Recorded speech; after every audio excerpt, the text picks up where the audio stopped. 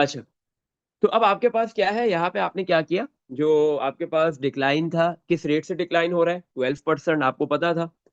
तो आपने क्या किया, 12% परसेंटेज हटाने के लिए डिवाइड बाय 100।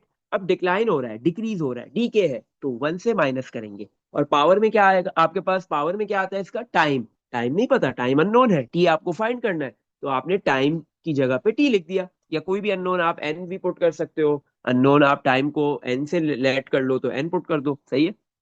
एक्स से कर लेट करते हो तो एक्स पुट कर दो, कोई मसला नहीं है। और मल्टीप्लाई किससे करते हैं इसको, जो आपके पास करंट पॉपुलेशन है, जो एक्चुअल अमाउंट है, स्टार्टिंग अमाउंट है, मल्टीप्लाई बाय 16,000।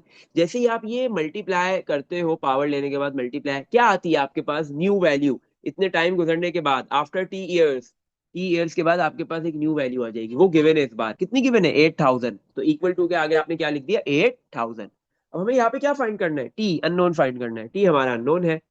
तो 1 - 12/100 किया, 0.88 आ गया। और पावर में टी, 16,000 मल्टीप्लाई हो रहा है, 8,000 के पास आके डिवाइड हो गया। 8,000 डिवाइड बाय 16,000 करेंगे, आंसर कितना आ गया, 0.5। सही है। अच्छा, इसके बाद क्या होगा आपके पास, अब आपको टी फाइंड करना है, टी अननोन है और वो पावर में है। जब भी अननोन पावर में होता है तो आप क्या करते हो, दोनों साइड पे बेस को सेम बनाते हो, ये आपने इंडाइसिस में पढ़ा है। लेकिन जैसे बेस सेम बनती है, बेस से बेस कैंसिल, पावर आपस में इक्वल हो जाती है। लेकिन यहाँ पे ऐसा नहीं होगा, क्योंकि यहाँ पे बेस सेम बनाना इतना आसान नहीं है। तो इसके लिए कोई मसले की बात नहीं है, आप सिंपल कैलकुलेटर यूज करोगे। कैलकुलेटर में कंप्लीट ये इक्वेशन बनाओगे और टी की वैल्यू निकाल लोगे, सही है। कैलकुलेटर के अंदर आप इक्वेशन को सॉल्व करोगे, लेकिन कैलकुलेटर में बेटा सिर्फ एक ही वेरिएबल है, याद रखना, एक्स। सबसे पहले इक्वेशन कैसे बनाएंगे, सबसे पहले लिखेंगे 0.88, फिर पावर, पावर का जो बटन होता है एक्स, सही है, एक्स वाला। ये एक्स के ऊपर जो आपके पास क्या कहते हैं बॉक्स बना हुआ है, इसको प्रेस करते हैं की को।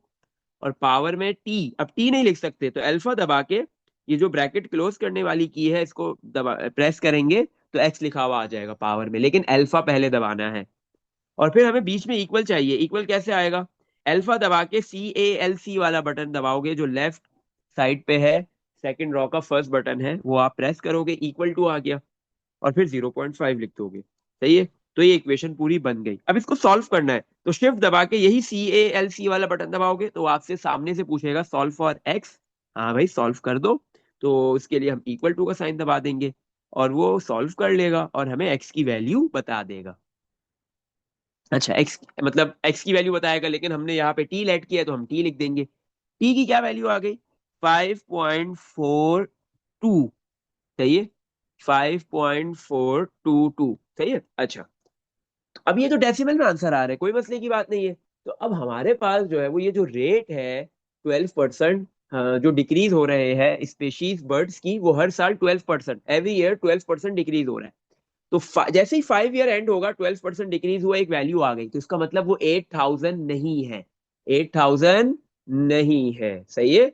हाँ, तो हमें ये नहीं, जैसे 5 ईयर्स के बाद की वैल्यू निकालोगे वो 8,000 तक नहीं पहुंचेगी पॉपुलेशन, बल्कि 8,000 से ज्यादा होगी। इसने बोला जैसे ही 8,000 जितने टाइम में पहुंच रही है आपने वो टाइम बताना है। तो जैसे ही आप सिक्स, बेटा आपके पास 6 ईयर्स गुजरेंगे, तो आपके पास अब जो न्यू वैल्यू आएगी, क्योंकि आप जो वैल्यू निकाल रहे हो हर एक ईयर के एंड होने पे निकाल रहे हो।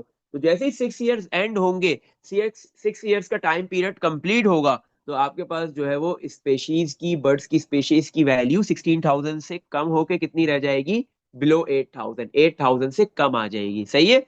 तो कितने ईयर्स में आएगी, at the end of 6 years, after how many years, कितने साल के बाद, सही है। आज से आपके पास जो पॉपुलेशन है बर्ड की स्पीशीज की, expected to have first fallen, सबसे पहले जो है वो, हाँ, फॉलन होगी बिलो 2 ईयर्स, सही है। फर्स्ट फॉलन लिखा है यहाँ पे, तो 6 ईयर्स के बाद तो बेटा बहुत ज्यादा फॉलन हो जाएगी। फर्स्ट फॉलन कितनी होगी, 5.42 ईयर्स। तो आप लिखोगे आफ्टर 5